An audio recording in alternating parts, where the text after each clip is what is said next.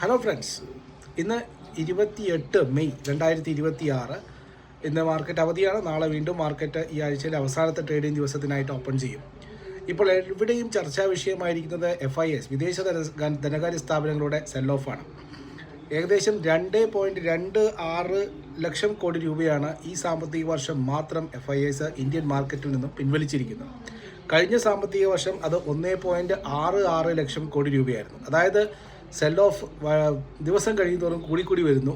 വെള്ളിയാഴ്ച ഇപ്പോൾ ബുധനാഴ്ചത്തെ കാര്യം ഇന്നലത്തെ കാര്യം നോക്കിയപ്പോഴും ഏകദേശം 1046 കോടി രൂപയുടെ സെല്ലിംഗ് ഒരു ദിവസം വന്നിട്ടുണ്ട്. അപ്പോൾ ഇതെന്താണ് ഈ സെല്ലിംഗ് എന്ന് ചോദിച്ചു കഴിഞ്ഞാൽ 2-3 കാര്യങ്ങളാണ്. ശരിക്കും ഈ സെൽ ഓഫിനെ പേടിക്കേണ്ടതുണ്ടോ? FIS വിറ്റുമാറുന്നത് കൊണ്ട് നമ്മളും റീറ്റെയിലേഴ്സും ഒരു പരിധി വരെ പാനിക്കാണ്. എന്താണ് സംഭവിക്കാൻ പോകുന്നതെന്ന് അറിയാതെ.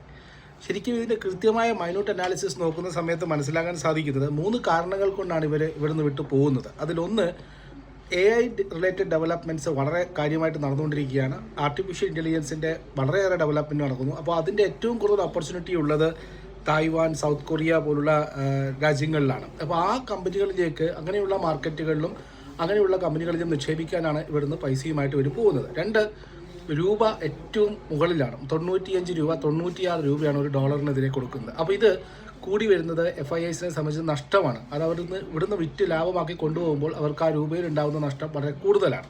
അത് സഹിക്കാൻ കഴിയാതെയാണ് അത് പോകുന്നത്. രണ്ടാമത്തെ ഒരു കാര്യം എന്ന് പറഞ്ഞു കഴിഞ്ഞാൽ, ഇപ്പോഴും ഇന്ത്യൻ മാർക്കറ്റിനെ ഹൈ വാല്യൂഡ് ആയിട്ടാണ് ചില സ്പെസിഫിക് സെക്ടേഴ്സും കാര്യങ്ങളൊക്കെ കാണുന്നത്. അതിനും ഒരു കാരണമുണ്ട്.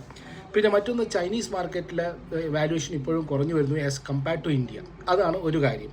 അപ്പോൾ ഇങ്ങനെ പല കാര്യങ്ങൾ കൊണ്ടാണ് നമ്മൾ പേടിക്കേണ്ടതുണ്ടോ എന്ന് വെച്ച് കഴിഞ്ഞാൽ, ശരിക്കും പറഞ്ഞു കഴിഞ്ഞാൽ FIS ഇന്ത്യയിലേക്ക് വരുന്നത്, FISനെ നമുക്ക് 2 ആയിട്ട് തിരിക്കാം. അതൊന്ന് ലോങ് ടേം ഇൻവെസ്റ്റേഴ്സാണ്. FIS ഇന്ത്യയിൽ വരുന്നു, അവർ ലോങ് ടേമിലേക്ക് ഇന്ത്യയിൽ നിക്ഷേപിക്കുന്നു. അവർ വരുന്നത് പ്രധാനപ്പെട്ടത് മ്യൂച്വൽ ഫണ്ടുകളും പെൻഷൻ ഫണ്ടുകളും പല രാജ്യങ്ങളുടെ സെൻട്രൽ ബാങ്കുകളൊക്കെയാണ്. അതായത് US, നോർവേ, ജപ്പാൻ എന്നിവരാണ് ഇതിലുള്ളത്. മറ്റൊന്ന്, ഇന്ത്യയിൽ ഈ ഷോർട്ട് ടേം എന്താ പറയുക, ഈ ടാക്സ് അഡ്വാൻറ്റേജസിന് വരുന്ന മൗറീഷ്യസ് വഴിയും മൗറീഷ്യസ്, സിംഗപ്പൂരൊക്കെ വഴി വരുന്ന ഇൻവെസ്റ്റേഴ്സാണ്. ഇവർ നമുക്കൊരിക്കലും റെഗുലേറ്റ് ചെയ്യാൻ വളരെ ബുദ്ധിമുട്ടാണ്. ഇവർ പെട്ടെന്നുണ്ടാകുന്ന അഡ്വാൻറ്റേജ് എടുത്ത് പെട്ടെന്ന് ലാഭമെടുത്ത്, നമ്മളെ ഇൻട്രാഡേ കളിക്കുന്ന പോലെ ലാഭമെടുത്ത് പെട്ടെന്ന് തന്നെ ചെറിയ കാലാവധിക്കുള്ളിൽ വിട്ടുപോകുന്നവരാണ്.